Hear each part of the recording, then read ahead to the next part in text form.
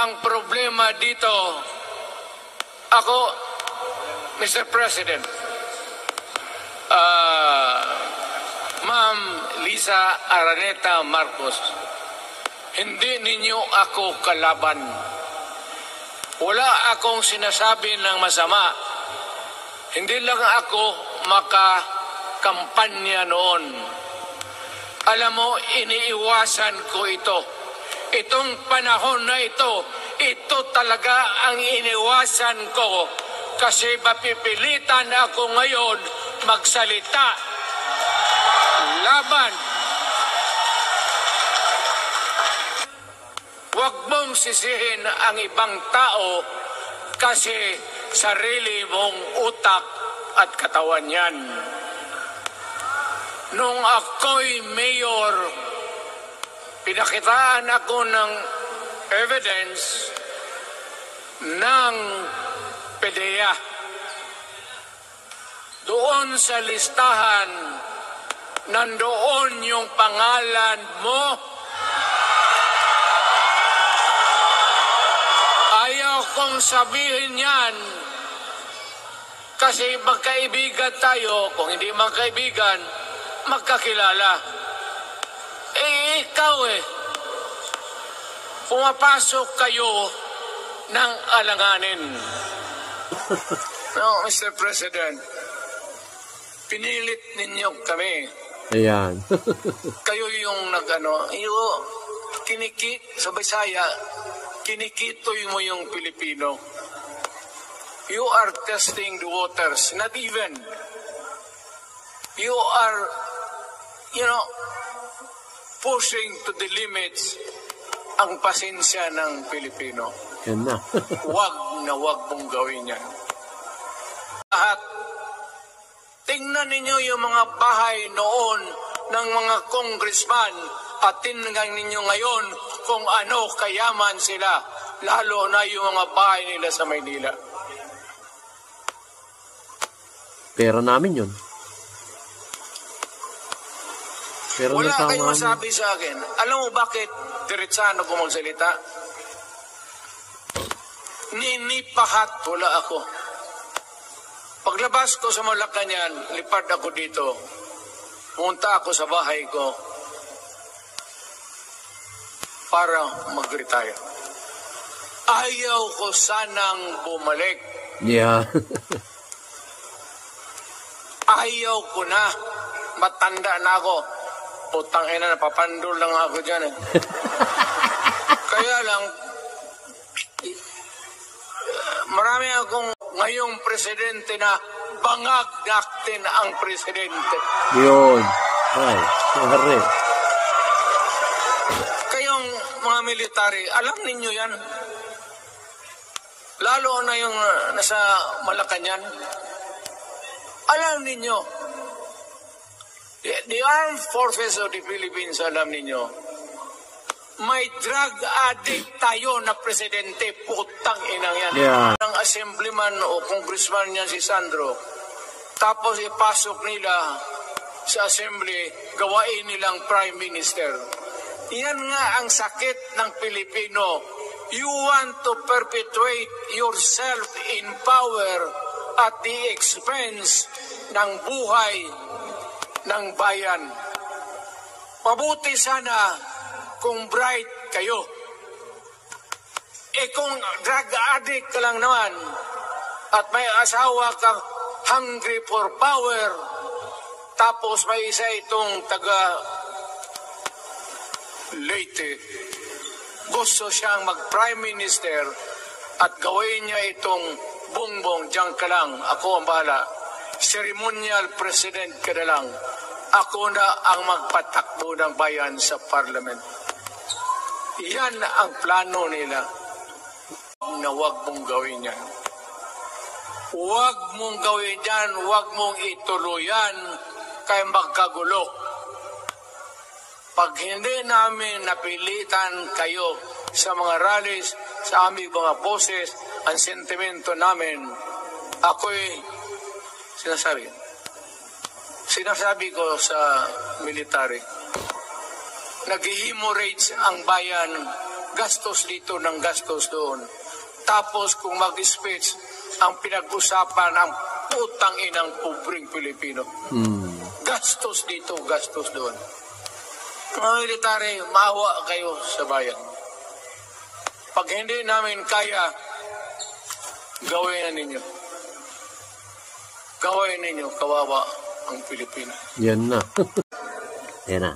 Sweet Ang Lisa. ambisyon yan, karamihan galing kay Lisa Marcos, pati kay Romualdez.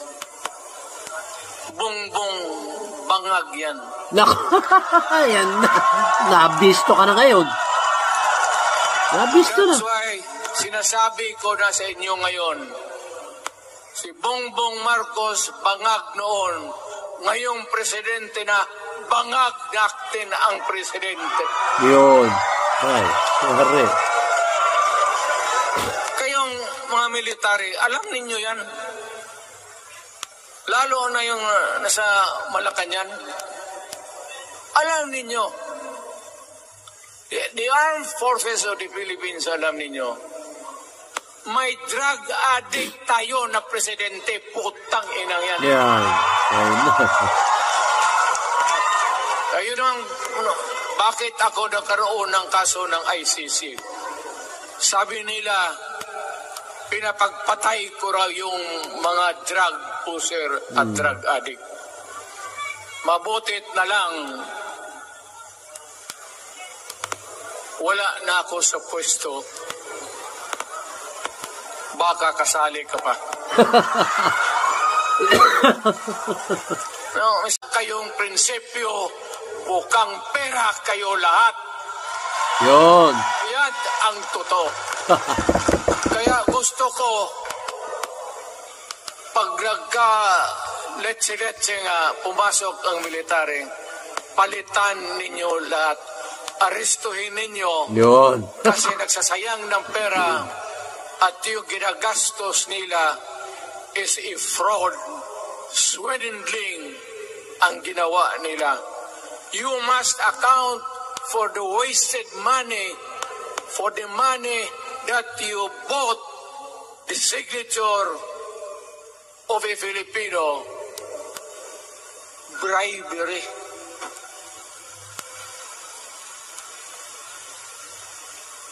Magdasal lang kayo. Pumapasok kayo ng alanganin. Mr. President, baka susunod ka sa dinaanan ng tatay mo. Diyan ako takot. Ayaw ko mangyari sa iyo yan. Pabor lang, ako namang nagmamakaawa kasi it will divide the nation at madugo itong panahon na ito. Hi guys, kumusta na kayo? Sana'y nasa mabuti kayong kalagayan. So, ipipicture muli natin ang ating kagalang-galang butihing dating Pangulong Rodrigo Roa Duterte. So, sinasabi nga niya dito, ang sarili kong analisa ay talagang galit na, nasa sukdulan na ang kanyang galit sa mga korap na opisyal ng gobyerno natin dito sa Pilipinas.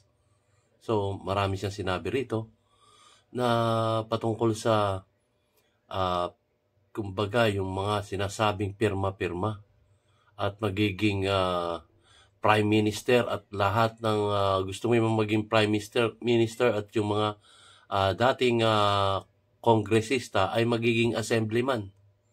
So, stay put lang sila sa magiging posisyon nila sa gobyerno. So, gusto po ba natin yon?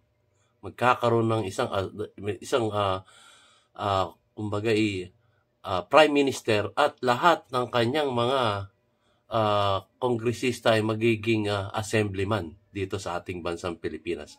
Sarili ko po itong analisa ayon sa sinabi ng ating butihing kagalang-galang dating Pangulong Rodrigo Roa Duterte. So nakakalungkot po ito.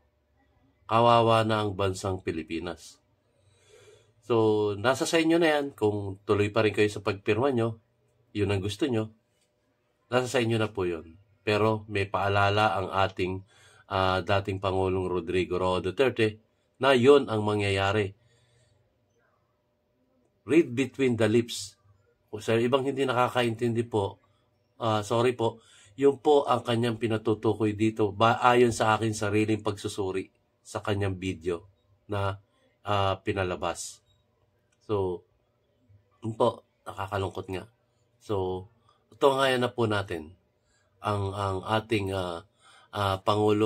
dating Pangulong Rodrigo Roa Duterte. Ito na po.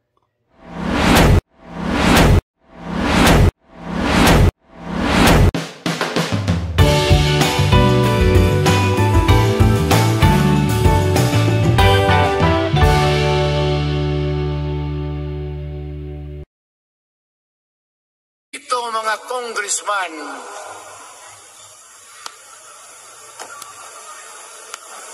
alam ninyo, kung magkalit-silit yung buhay na ito, sabihin ko sa military, siraan ninyo yung Congress. Yun. Tapos, nagbabayad tayo, nag-usik-usik sa kwarta. Sige, pamayad para People's Initiative. So, what is the motivation? Galing ba sa puso ng tao yung pinipirma niya? Hindi yung petition para ito, kaming nagsipirma dito, pumayag na merong pagkaiba ngayon sa Constitution. Pirma lang, pati pera. Anong klase yung putang ina niyo? Namura tuloy kayo. Ganun na lang ang tingin ninyo sa Pilipino. Pagka ganun, maghiwalay-hiwalay na tayo. Yan. Ano na? Ano na? Taga Luzon, pumunta na yan sa Mindanao. Mag-declare na lang tayo ng independence separate. Bakit binababoy ninyo ang bayan natin? Ako naging presidente. Ako naging mayor. Ako naging congressman. Ang sinasabi ko sa inyo, putang ina. Ginalit nyo eh. Ginalit nyo kasi. Malinis to. Baka ihi mo ito ha.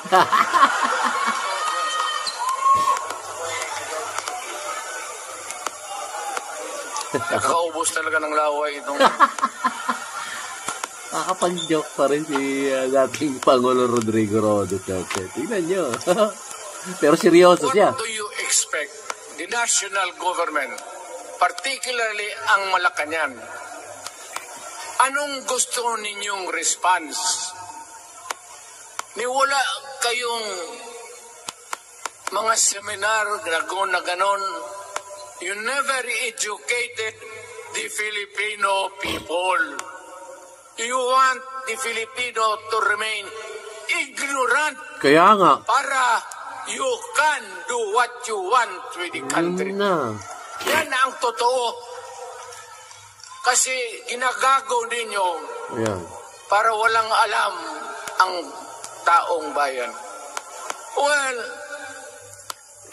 kaming nakapag-aral at may alam kundi hindi katanggap-tanggap yung ginagawa ninyo.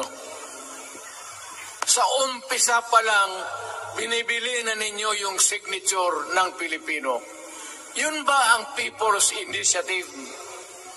You know, national, provincial, city, munisipyo, then the barangay. Yan ang echelons ng power sa gobyerno. Hindi naman ninyo gigamit ang barangay at binigyan mo ng 20 milyones isa't isa sa kanilang mga congressman. at binibili ang Pilipino. Alam ninyo kung ano yan? Kaluluwa ang ninyo ang binibili ng taong bayan. Hindi ako mapayag ng ganon. Yan. Nakapag-aral ako, hindi naman ako ignorante. Bakit ka mag-people's change? Ang problema ninyo, ganito. Hindi pa. Pauna. Ang malas ng Pilipinas, every president, almost all, pag naupo na dyan sa Malacanang, walang ginagawa kung mag-isip ang mga putang ina kung paano pahabain ang termino nila. Yan na. Lumabas na. That's the problem. Bakit ganon kayo? Ang demokrasya may eleksyon. Para naman, tignan ninyo, Presidente Osmeña Bisaya, ang napaalaala ko ba, Garcia, Bisaya, then Magsaysay Ilocano, then si Quirino Ilocano. Ganon dapat. Ang election is a cleansing process. Gumagalaw yan, huwag mong pigilan. Ngayon, kung ikaw nandyan, naupo ka, you stop the process of governance, hintuin mo, kasi pahabain mo ang termino, gusto mo, sabi ko nga sa iyo, Mr. President, kaibigan kita, Bingbong. Pag pinilit mo ito, lalabas ka ng Malacanang. Yun. Kagaya noong panahon na pinalayas kayo. Yun. Yun na. Alam ninyo, kung hindi na talaga ito mapigilan, nandyan ang military pati polis, makinig kayo. Pag-aralan ninyo kung ano yung pinapakain nila sa taong bayan. At pagka nakita ninyo kung ano ang mali, you correct it. Nasa inyong kamay na yan. Ganito yung plano. Presidential, tapos parliament. Ang presidential, lahat kayo, ako, ikaw, lahat, hanggang doon, nagboboto, direct vote to elect a president. Itong parliament, prime minister lang ang magboto, yung mga assembly who are the congressmen now. Putang ina ninyo, wala akong tiwala sa inyo. Wala kayong prinsipyo, bukang pera kayo lahat. Yun. Yan ang totoo. Kaya gusto ko, pag nagka-letse-letse nga pumasok ang military, palitan ninyo lahat. Aristuhin ninyo. Yun. Kasi nagsasayang ng pera at yung ginagastos nila is a fraud, swindling ang ginawa nila. You must account for the wasted money, for the money that you bought the signature of a Filipino. Bribery.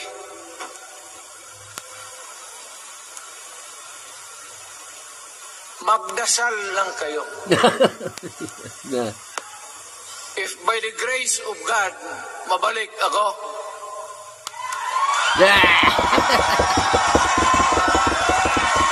mabalik. Kasi yan nga guys pag inapin nyo Pilipino, lalabas at lalabas yan. Talagang magsasalita yan. Nakikita na niya inaapi ang mga Pilipino No, mapipilitan siya. Hindi ba yan totoo? Putang ina kung mabalik ako, arestuhin ko kayo lahat for the swindling of the Filipino people. You committed fraud. pinagsayangan ninyo ang pera namin. People's initiative does not involve buying the vote or the signature of the Filipino. Talagang mga wala kayong prinsipyo, mga putang ina ninyo. Yan. Namura na uli kayo. You know, baski ano ka, diyan katagal ako, yan o. Yung sa likod ko, umupo ako dyan. Vice Mayor ako. Diyan Mayor ako, pinakamatagal. Naging congressman ako. Presidente. Kayo, nagpasok sa Congress, eleksyon, nanalo, Seiko. So parang ganito, yung mga, para sa mga Mahirap. balaga, pati lalaki. Pasok niyan, Seiko. Paglabas niyan, pagkatapos, Rolex na. Ayun nga. Pumunta ng Malacanang, nakatamaraw. Paglabas niyan, naka-Mercedes. Busog kayo lahat. Tingnan ninyo yung mga bahay noon ng mga congressman at tingnan ninyo ngayon kung ano kayaman sila, lalo na yung mga bahay nila sa Maynila. Pera namin yun. Pero wala kayong sabi sa akin. Alam mo bakit diretsahan ako magsalita? Ninipahat wala ako. Paglabas ko sa Malacanang, lipad ako dito. Punta ako sa bahay ko para mag-retire. Ayaw ko sanang bumalik. Yeah. Ayaw ko na. Matanda na ako. Putang ina, napapandol lang ako dyan eh. Kaya lang, marami akong magandang naisip kanina papunta dito. Kaya yung sumasayaw lang kasi yung mga... Nag-joke na naman. Nag-joke na naman. Nabakante tuloy, nakalimutan ko. Kung alam ano niyo, neutralize niya lang yung galit ng tao eh. Yung mga ganyang biro. Huwag kayong magpaloko. Alam mo, Parliament, yan na, sweet ang solution. ambisyon yan, karamihan, galing kay Lisa Marcos pati kay Romualdez. Bongbong bangag yan. Naku, yan na. Nabisto ka na ngayon. Nabisto na. That's why sinasabi ko na sa inyo ngayon, si Bongbong Marcos bangag noon, ngayong presidente na, bangag natin ang presidente. Yun. Ay, pare. Kayong mga military, alam ninyo yan. Lalo na yung nasa Malacanang. Alam ninyo, the armed forces of the Philippines, alam ninyo, may drug addict tayo na presidente, putang inang yan. Yan. Ayun na. Ayun ang, bakit ako nagkaroon ng kaso ng ICC? Sabi nila, pinapagpatay ko raw yung mga drug user at drug addict. Mabutit na lang, wala na ako sa pwesto. Baka kasali ka pa. No, Mr. President, pinilit ninyo kami. Ayan. Kayo yung sa Bisaya, kinikitoy mo yung Pilipino. You are testing the waters. Not even. You are, pushing to the limits ang pasensya ng Pilipino. Yan na. Wag mong gawin yan. Wag mong gawin yan. Wag mong ituloy yan. Kaya magkagulo. Pag hindi namin napilitan kayo sa mga rallies, sa aming mga boses, ang sentimento namin, ako'y Sinasabi ko sa military, nag-hemorrhage ang bayan, gastos dito ng gastos doon. Tapos kung mag-speech, ang pinag-usapan ang putang inang pobreng Pilipino. Gastos dito, gastos doon. Mga military, maawa kayo sa bayan. Pag hindi namin kaya, gawin na ninyo. Gawin ninyo, kawawa ang Pilipinas. Yan na. Alam mo, presidente, tapos mag-parliament, tumatakbo ng assemblyman o congressman niya si Sandro, tapos ipasok nila sa assembly, gawain nilang prime minister. Yan nga ang sakit ng Pilipino. You want to perpetuate yourself in power at the expense ng buhay ng bayan. Mabuti sana kung bright kayo. Kung drug addict ka lang naman at may asawa kang hungry for power, tapos may isa itong taga Leyte, gusto siyang mag-prime minister at gawin niya itong bongbong, diyan ka lang, ako ang bahala. Ceremonial president ka na lang. Ako na ang magpatakbo ng bayan sa parliament. Yan ang plano nila. Yan ang hindi talaga matanggap natin. Kalukuhan niyang putang ina. Huwag kayong... 5 beses na kayo namura. Bilang na bilang ko. Bakit ako makipag-away ng presidente? Marami siyang sundalo. Kaya natin, kayong pumalag, kayong... Pero there is always a time for everything. May panahon na ikaw ay sikat. Sa ayaw mo at sa hindi, may panahon ka talagang bababa dyan sa Yan na. Gaano katagal ka man to hang on to the power, that is for God to decide for the nation. Kami, patayin ninyo. Wala na akong silbi. Tapos na ako, naging presidente na ako. Nakatikim na ako ng pag-upo ng silya dyan sa Malacanang. Ganoon na lang ang ang alaga ko sa bayan. Alam mo ba, tanungin mo yung lahat ng senador, magbisita sila, isang kanin, isang pork chop o sisda, sabaw. Noong panahon ko, sabi ko, yan lang ang mapakain ko sa inyo. Walang steak kasi mahal yan. Hindi natin pera itong kinakain natin. Yan ang totoo. Yan. Magtanong kayo ng taga-Malacanang. Hindi ako nagpabibida. Sinabi ko lang, huwag ninyong kalimutan, Mr. President, ang delikadesa. Mahirap yan. Hindi matutulog ngayon. Magkaroon tayo ng... Ngayon, wala naman. Yun naman lang ang dapat lang pagpintuhan natin. Huwag kayong pumayag dyan. Binabastos kayo. Anong bakit? Bakit nadalhin tayo sa parliament? Anak ka na. So pag doon, kontrolado na nila, pati yung anak na assured na maging... Yan nga ang mahirap eh.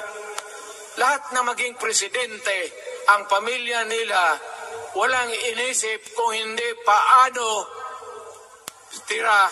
titira dyan hanggang sa matapos ang panahon. May I remind you, itong election, papalit-palit ito. Para sa lahat, mayroong Ilocano, may Bicolano, may Bisaya. Hindi mo pwedeng suluhin yan. The election is a cleansing process. It does not, it's never the intention of the whoever wrote the Constitution na ikaw, isang Pilipino, taga Paway, taga Batangas, taga Davao, ikaw, Rodrigo Duterte, nandiyan ka na, huwag ka nang umalis. It was not the intention of the lawmaker. Demokrasya tayo, Mr. President. Huwag mong kalimutan na isang term ka lang pagkatapos bababa ka na. Pag ayaw mong bumaba, utang ina magkagulo ang bayan. Ngayon, nakikinig kayong mga military. Gusto niyong iwasan ang dugo? Kayo lang ang makapigil nito. Putang ina, pigilin mo yung kalukuhan na yan. Pagka hindi itong rally na ito, it will multiply all over the Philippines and they will be through. Kami ako ang nauna kasi galit ako. Dumaan ako ng presidente. Not even for a minute did I think or was thinking of extending my term even for one day. Noong natapos ako sa araw na yun, bumaba ako, sumakay ako, lumipad ako dito sa Davao. Ikaw, Mr. President, hintayin mo yung 6 years, kalimutan mo na yung kay Romualdez, kasi yan ang magpahamak sa iyo. At maraming magagalit sa iyo, pati na ang militar. Kaya hindi na ako magtatagal. Yun lang ang dasal ko. Reject. Protect the Constitution. I am calling now the armed forces and the PNP. Protect the Constitution. Trabaho ninyo yan. Huwag ninyong kalimutan. Kami, inyong dapat, you should worry about the nation. The millions of Filipinos. Huwag kayong mag-isip lang ng isang pamilya. Putang ina.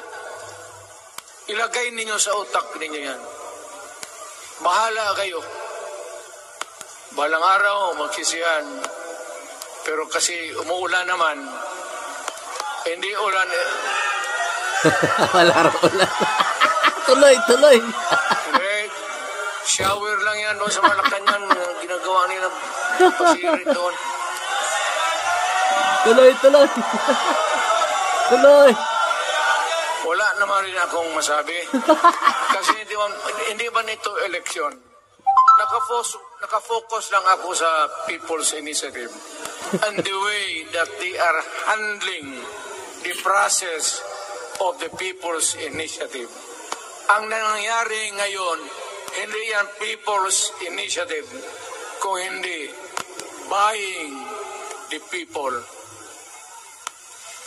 for their signatures. Pag-uumpisa pa lang, bayaran na. At maniwala ka ng konstitusyon, lalabas yan maganda. Kung pira-pirahin lang tayo. Hindi. Balang araw, wala na ako sa buhay. Maybe 10 years, 5 years from now, you might want to change some provision. Sabi nila, the usual excuses, economic provisions lang ang aming pakialaman. Putang ina, huwag kayong maniwala dyan sa mga yawa na yan. Puro sinungaling ang mga ulol. Alam mo, pag nagtawag ka ng Constitutional Convention to People's Initiative or when you open the Constitution, hindi mo pwedeng limitahan ang powers na yan. Yeah. It's unlimited. Kung ano ang gawain nila at kung ano ang utos ng may pera, kung bayaran sila, ipagbili talaga tayo.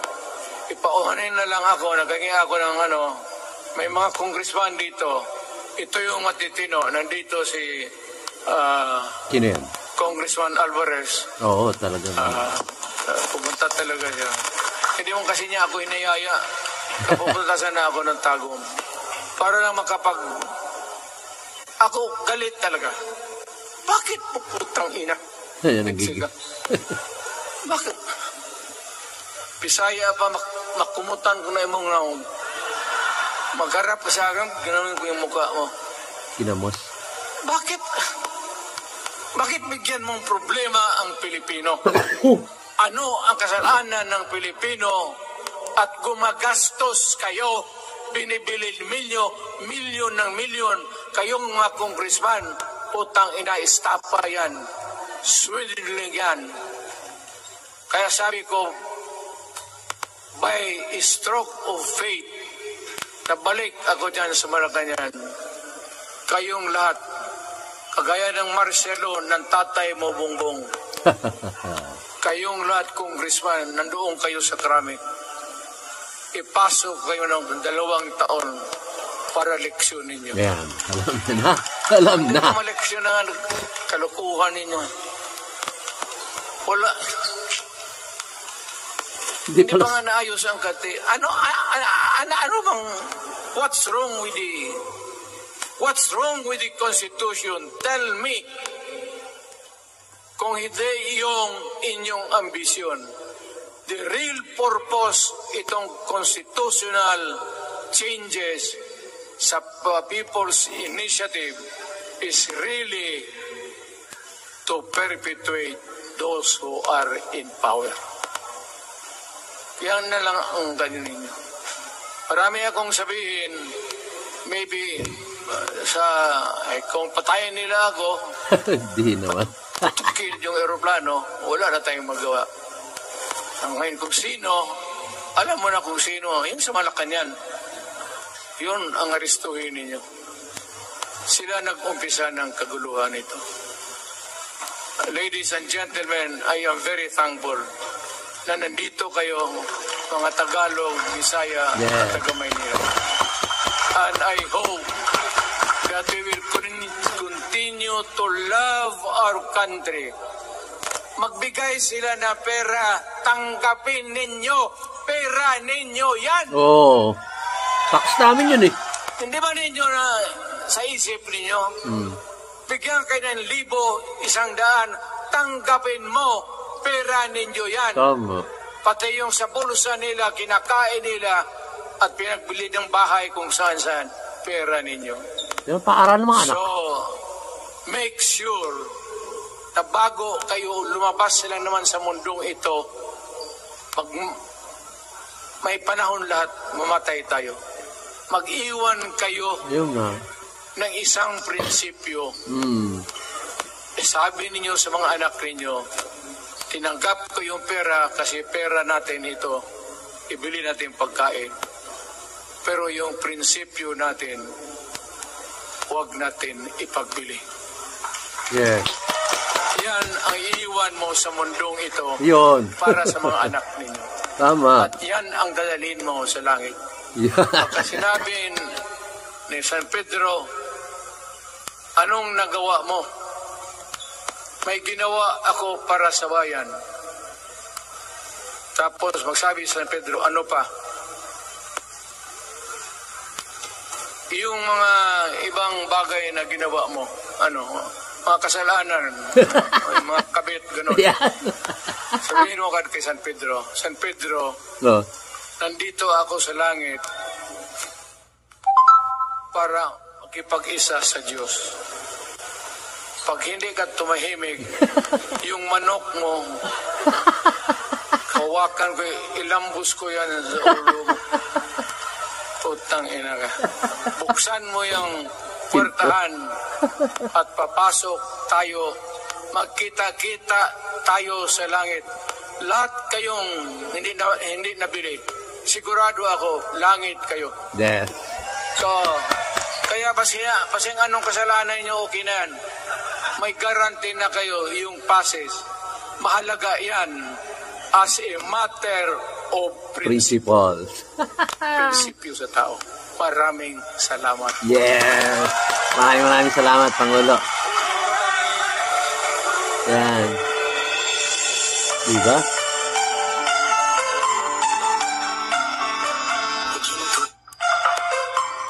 So guys, maraming salamat po.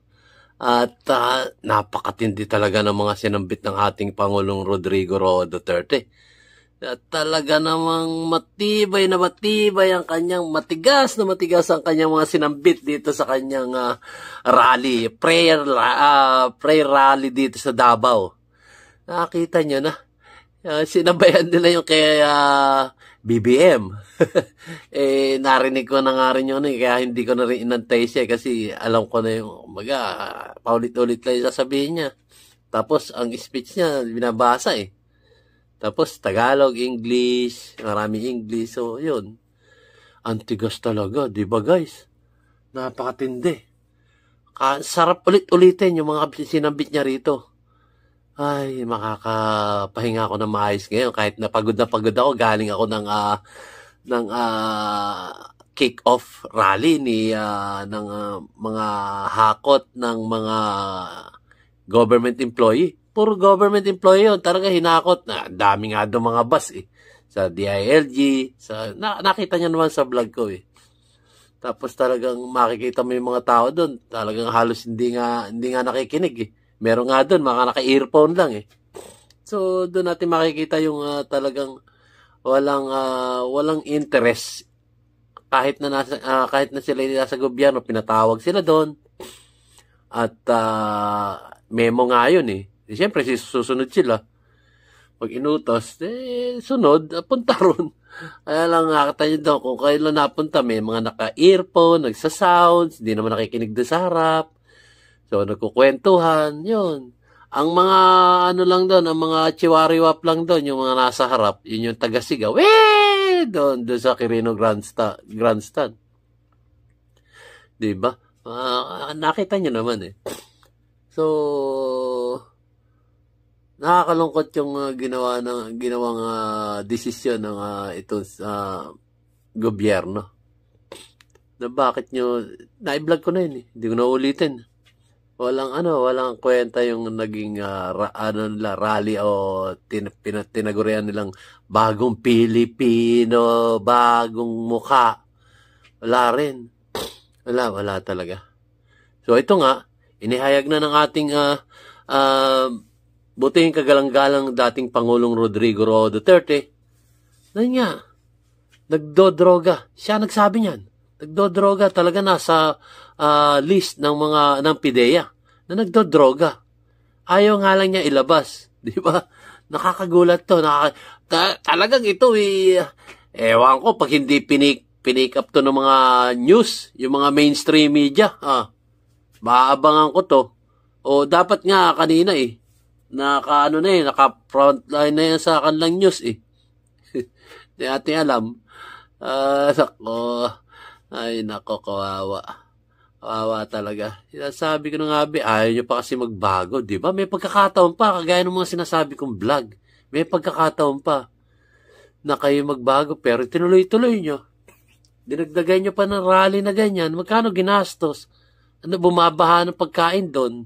Kaya ninong pera yung mga inihanda ron sa rally doon sa Quirino Grandstand. Siyempre, pera din natin yun, guys. Pera ng mamamayang Pilipino yun. So, ayan.